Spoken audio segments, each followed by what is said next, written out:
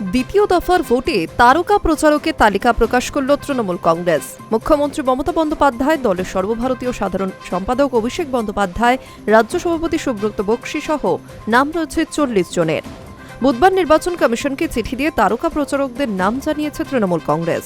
তারকা প্রচারক হিসেবে নজর কেড়েছে বেশ কিছু নাম, যেমন কোয়েল মল্লিক, নুসরাত জাহান, অনুব্রত মণ্ডল, প্রতীকুর রহমান। উল্লেখ্য, কোয়েল মল্লিক এখন তৃণমূলের রাজ্যসভার সাংসদ। প্রতীকুর রহমান সিপিএম ছেড়ে শাসক দলে যোগ দিয়েছেন।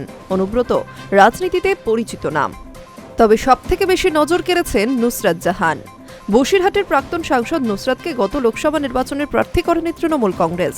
এই সময়কালে তাকে তৃণমূলের হয়ে খুব একটা বেশি দেখাও যেত না। এবার দ্বিতীয় দফায় তারকা প্রচারক হিসেবে নুসরাতকে কাজে লাগাবে দল।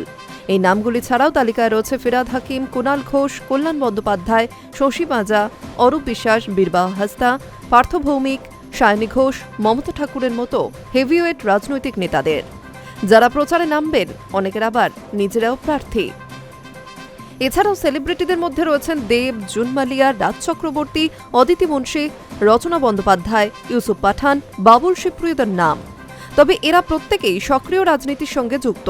কেউ লোকসভা সাংসদ, কেউ রাজ্যসভা দলের প্রতিনিধিত্ব করেন, কেউ কেউ বিধায়ক। এই নামগুলোর মধ্যে দুজন এবার ফের প্রার্থী হয়েছেন। সব মিলিয়ে সেলিব্রিটি ও হেভিওয়েট রাজনৈতিক নেতাদের সংমিশ্রণে তারকা প্রচারকদের তালিকা তৈরি করেছে তৃণমূল কংগ্রেস। উল্লেখ্য, রাজ্য বিধানসভা নির্বাচন এবার 2 দফায়। প্রথম দফার ভোট 23 এপ্রিল, দ্বিতীয় দফার ভোট 29 এপ্রিল। ইতিমধ্যে প্রথম দফার ভোটের মনোনয়নপত্র জমা দেওয়ার দিন শেষ হয়ে গিয়েছে। দ্বিতীয় দফার ভোটের মনোনয়ন জমা দেওয়ার শেষ দিন বৃহস্পতিবার। Hi news network.